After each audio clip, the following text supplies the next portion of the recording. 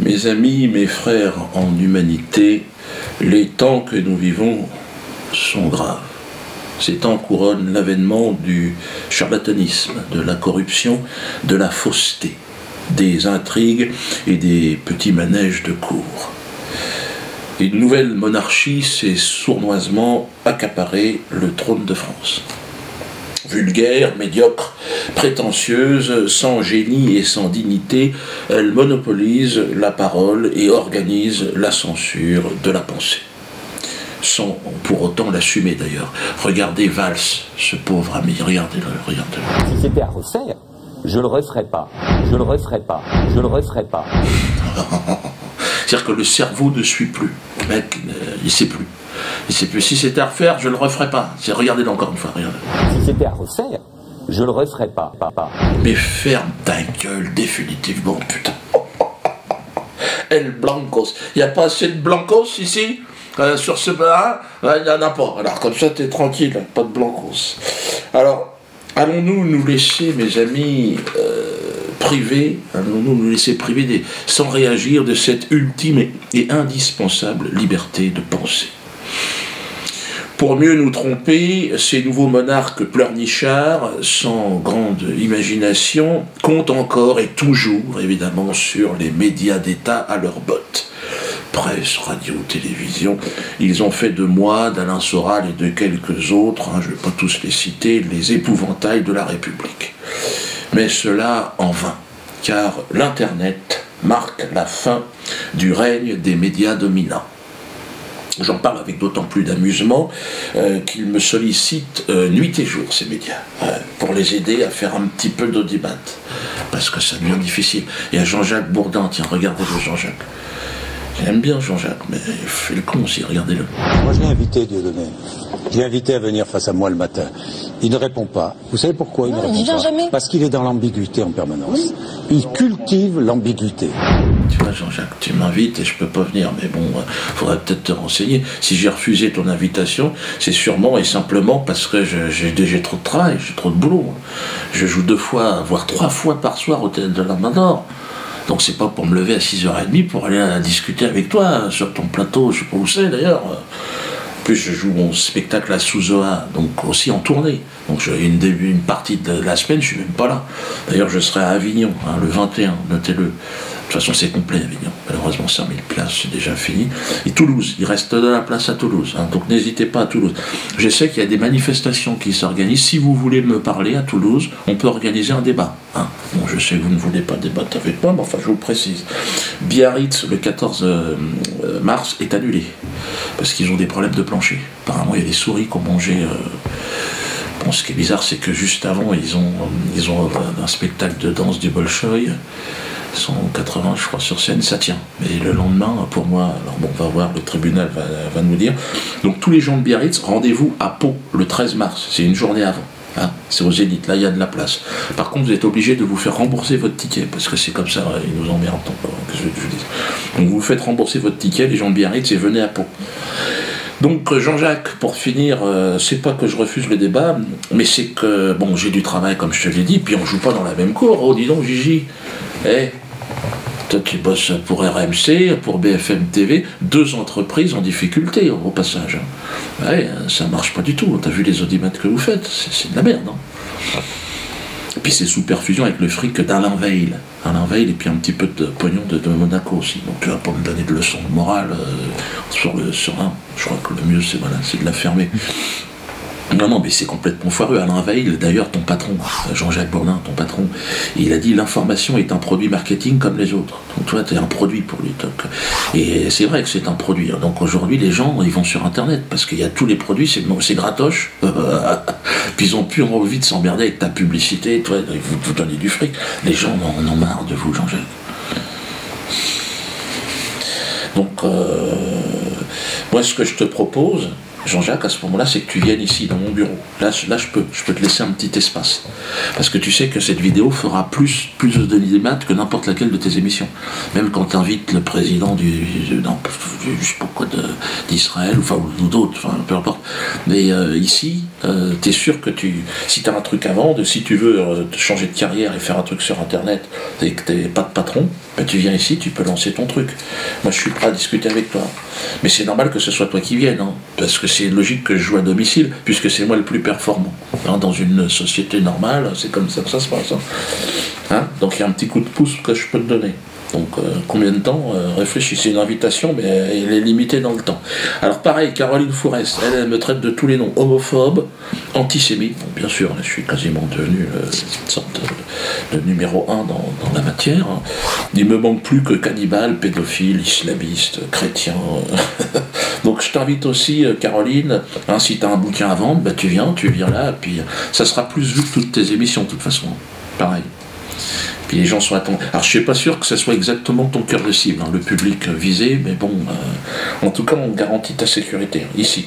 Après, une fois que tu es sorti, tu te démerdes. Il a financé son dernier film avec le régime iranien. Il faut le voir, son film antisémite. Il est non seulement antisémite, mais il est homophobe, mais d'une haine absolue. Alors Antoine Decaune a invité Jacques Verdier dans son émission Poubelle là, sur Canal. Et là, vous avez carrément lynché mon avocat. Vous lui avez pas laissé la place de parler. Alors moi, je suis déçu parce qu'Antoine Decaune, il a toujours été à peu près courtois.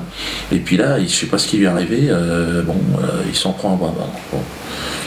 Alors sur le terrain de l'humour, bon, on ne sait pas parce qu'il a 60 ans ou 75 ans, je ne sais plus exactement l'âge qu'il a, Antoine Decaune, mais il n'a jamais été bon. Il a fait un film sur Coluche, quelle honte. Moi j'aurais été les enfants de Coluche, j'aurais porté plainte, hein. Je leur ai demandé au moins de la prison ferme. Parce que c'est bête. T'as jamais fait rire personne que à la télé un petit peu, toi. Et puis les gens se marraient, mais en fait tu sais pas que personne n'a jamais rigolé.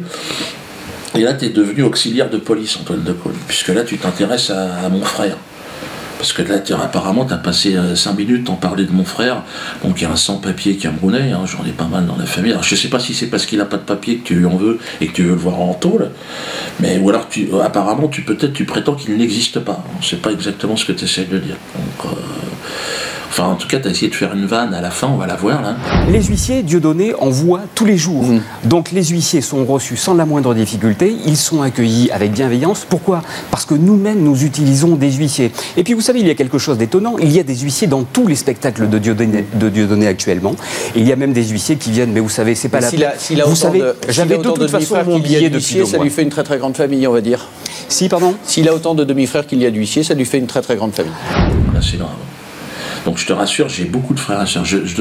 On est, je pense, plus de 23, parce que comme mon père est mort, on a découvert tout un tas de choses.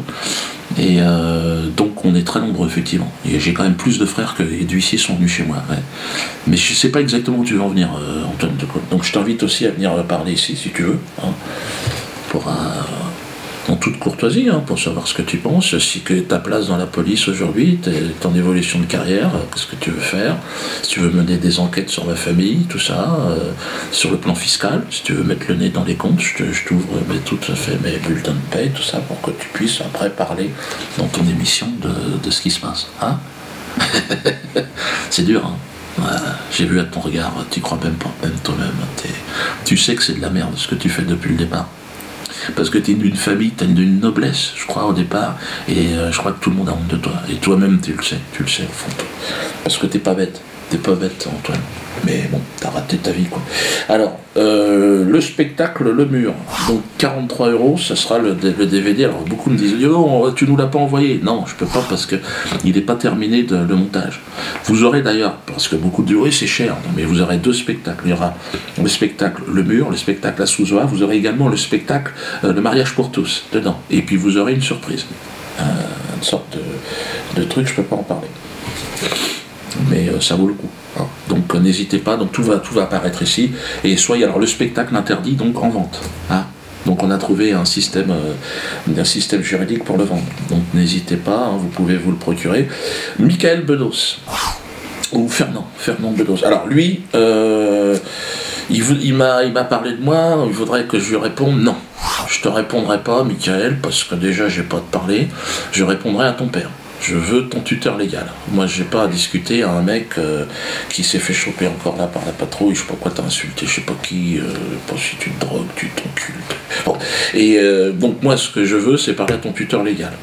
Et pour te répondre, je vais faire parler mon neveu. Hein, c'est normal. Hein, les vieux avec les vieux, les jeunes avec les jeunes. Donc c'est celui qui est derrière la caméra. T'es prêt? Mais tu t'en fous, tu verras. De toute façon, tu peux pas être plus mauvais que lui. Allez, viens. Voilà. Vas-y. C'est rien. Allez, comment ça marche cette caméra? Ah, attends. Vas-y, prends ma place. Tu veux mes lunettes? Voilà. Ah, menu, internet... Arrête de faire le con. Attends, je te fais les réglages là. Ouais. Ah, putain, attends. Voilà. Moi, je regarde. Alors attends, bouge pas. Non, parce que c'est le truc qui... Ah, c'est bon. Attends, bouge pas. Merde. Oh. Je suis obligé, les lunettes. Alors, bon, déjà, très important. C'est pas moi qui ai tiré sur les huissiers, hein, d'accord? Alors, Nicolas Bedos. Je préfère commencer par ça. Sérieusement, je ne cautionne pas ni les procès, ni le récent cyberacharnement que tu as subi. Hein. Ouais, cyber, par contre. Bah, tu reçois des clics, nous des claques. Clic-clac. Vas-y, enchaîne. Non. Alors, l'humoriste préféré des Français, Dieudonné Mbalam, Voratanga Nambala, Tonton, a fait 14 spectacles. Auteur, metteur en scène, interprète. Tu vois où je veux en venir? Le respect, papy. C'est parce que tu ne respectes pas le travail d'un autodidacte que je veux te pisser dessus. Enfin, et aussi, il faut être honnête, parce que tu t'en prends à moi. En tant que spectateur de Diodo, moi j'en suis, avec nous, t'es pas un petit. Et aussi, mon père est entier. Et en rentrant de vacances, t'as dit des entiers qu'ils étaient des autochtones oisifs. Gratifiant il eût été que tu le dises avant de partir. Tu emploies le mot oisif. Toi, un mec qui raconte lui-même qu'il s'est drogué avec l'argent des autres pendant sa vingtaine. Toi, l'idiot qui appelle autochtone les descendants d'un peuple déporté d'Afrique vers les Antilles par des blancs. En parlant de blanc, je sais que d'une personne malade, on dit « Ah, qu'est-ce que t'as, t'es blanc, mon frère ?» Je sais aussi que tu t'adonnes à cette pratique des métrosexuels en manque d'amour-propre qui est la séance du V. Mais être blanc n'est pas une maladie. Pourquoi vouloir me ressembler ainsi? Accepte ta condition, Mickaël. Après avoir traité Diodo de sale antillais, vicieux, tu l'as gratifié d'un breton inculte. Tu es seul derrière ta tablette. Laisse-moi te poser une question. 6x4. Il ne sait pas, tu ne sais pas. J'ai des potes dans la restauration. Apparemment, une addition sur deux, il se prend une quenelle. Ça reste à vérifier. Donc les gars, quand vous le croisez, n'hésitez pas. 6x4. Bon, pas la table de 8. Et je crois qu'il va serrer. Moi, c'est vrai, je ne sais pas compter. Mais ceci, comme tu le sais, est la résultante de la médiocrité de notre système éducatif. Hein. Oui, j'ai grandi en cité.